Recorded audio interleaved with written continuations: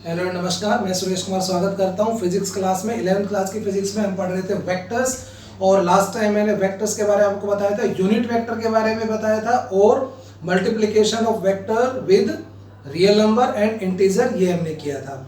आज हम सबसे important topic of this unit of this chapter वो करने जा रहे हैं, और वो है रिजल्टेंट वेक्टर। रिजल्टेंट वेक्टर बेटा देखो, मैं आपको बता दूं, स्केलर क्वांटिटीज को हम सिंपल एल्जेब्रिकली ऐड कर सकते हैं, लेकिन स्केलर क्वांटिटीज को हम सिंपल एल्जेब्रिकली ऐड कर सकते हैं, लेकिन वेक्टर्स को हम सिंपल एल्जेब्रिकली ऐड नहीं कर सकते। तो वेक्टर को ऐड करने के लिए कुछ लॉज हमें पढ़ने हैं, कुछ नियम है इसके, वो हमें पढ़ने हैं। तो सबसे पहले मैं आपको बता दूं कि what is the meaning of resultant vector. Resultant मतलब मान लो किसी पॉइंट के ऊपर दो वेक्टर्स लग रहे हैं, ठीक है, किसी पॉइंट पे टू वेक्टर्स आर एक्टिंग, तो उन दो वेक्टर या दो से ज्यादा वेक्टर्स हों, यदि किसी पॉइंट पे दो या दो से ज्यादा वेक्टर्स लग रहे हैं, तो उन सभी वेक्टर्स का रिजल्टेंट वेक्टर एक सिंगल वेक्टर होता है, जो अकेले वही इफेक्ट प्रोड्यूस करता है वो जो सारे मिलकर एक पॉइंट पे लग के प्रोड्यूस कर रहे हैं। सारे वेक्टर्स मिलकर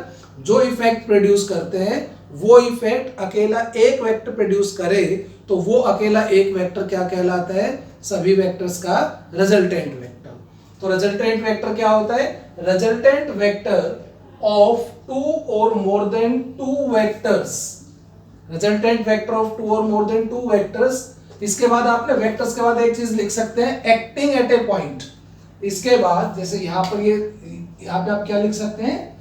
एक्टिंग एट ए पॉइंट। मान लो किसी पॉइंट पे दो या दो से ज्यादा वेक्टर्स लग रहे हैं, तो रिजल्टेंट वेक्टर ऑफ टू और more than two vectors acting at a point is that single vector, एक सिंगल वेक्टर होता है which produces same effect as is produced by all vectors acting together at same point. तो वो सभी vectors मिलकर जो effect produce कर रहे हैं ना एक पॉइंट पे, वो अकेला वेक्टर इफेक्ट प्रोड्यूस करेगा, तो उनका रिजल्टेंट कहलाएगा। जैसे वेक्टर ए है और ये वेक्टर बी है, ये एक पॉइंट पे लग रहे हैं और देखिए सेम डायरेक्शन में लग रहे हैं, ठीक है, तो इनका रिजल्टेंट क्या होगा? हम वेक्टर ए को ड्रॉ करेंगे, फिर वेक्टर बी को कहां से शुरू करेंगे? वेक्टर ए को हमने यहां से लेके यहां तक किया, ये इसकी टेल, ये टिप, फिर हम वेक्टर ए की टिप से वेक्टर बी को ड्रॉ करेंगे, ये कर दिया।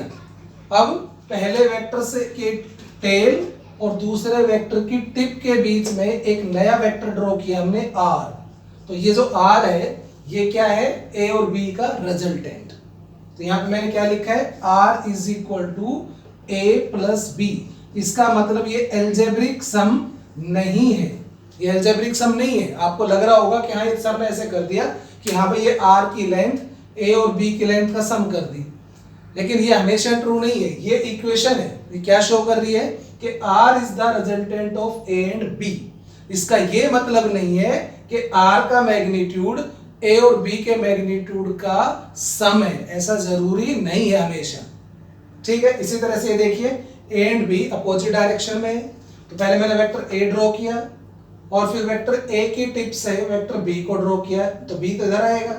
तो फिर मैंने क्या बताया था? पहले वेक्टर की टेल और दूसरे वेक्टर की टिप के बीच में एक वेक्टर ड्रॉ किया, ये आर, तो ये आर आ गया ए माइनस बी। तो यहाँ पे R is the resultant of A and B. तो रिजल्टेंट क्या है कि ये आर अकेले वो इफेक्ट प्रोड्यूस कर रहा है जो ये सभी मिलकर कर रहे हैं, तो ये रिजल्टेंट वेक्टर कहलाता है। प्यारे बच्चों, जब दो वेक्टर सेम डायरेक्शन में लग रहे हो या अपोजिट डायरेक्शन में लग रहे हो, तो रिजल्टेंट कैसे करेंगे? देखिए, जैसे कि एग्जांपल हम लेते हैं कि ये कोई ऑब्जेक्ट है, ठीक है, ये ऑब्जेक्ट है और इस पे दो फोर्स लग रहे हैं, F1 एंड F2। आप देखेंगे कि दो वेक्टर सेम पॉइंट पे लग रहे हैं, ठीक है, और सेम डायरेक्शन में है, तो इनका जो रिजल्टेंट होगा F वेक्टर, वो हम लिखेंगे F1 प्लस F2। ये तो सभी के लिए लिखेंगे, चाहे वो सेम डायरेक्शन में हो चाहे किसी भी डायरेक्शन में हो। ये तो ये शो कर रहा है कि F is the resultant of F1 and F2। ये शो नहीं कर रहा, इसका मतलब ये नहीं है कि F का मैग्नीट्यूड F1 और F2 के मैग्नीट्यूड का सम है, ये मतलब नहीं है इसका। इसका मतलब है कि F is the resultant of F1 and F2, मतलब F अकेले वही इफेक्ट प्रोड्यूस कर रहा है जो F1 F2 मिलके कर रहे हैं। लेकिन जब सेम डायरेक्शन में लग रहे हो तो मैग्नीट्यूड की बात करें तो मान लीजिए magnitude of F1 is 10 Newton and magnitude of F2 is 5 Newton and these two vectors are acting in same direction, then what will be the magnitude of resultant vector? तो resultant vector का magnitude हम क्या निकालेंगे? F is magnitude of F1 plus magnitude of F2 यानी कि 10 plus 5 15 Newton. लेकिन ये तब कब है? तभी है जब दोनों वेक्टर सेम डायरेक्शन में हो, सिर्फ तभी है, इसके अलावा नहीं होगा ये। ठीक है, तो दो वेक्टर का रिजल्टेंट उन दोनों के मैग्नीट्यूड का सम कब होगा? Only in the case when two vectors are acting in same direction. Okay, और जब दो वेक्टर्स अपोजिट डायरेक्शन में लग रहे होंगे तो जब ये तो मैं सिर्फ दो केस का स्पेशल केस करा रहा हूं, एक सेम डायरेक्शन का, एक अपोजिट डायरेक्शन का। कि जैसे मान लीजिए ये एक फोर्स लग रहा है F1 that is 10 Newton magnitude इस डायरेक्शन में, और एक इधर लग रहा है F2 दैट इज 2 न्यूटन इस डायरेक्शन में। तो दो force F1 F2 opposite direction में लग रहे हैं सेम पॉइंट पे, तो इनका रिजल्टेंट क्या होगा?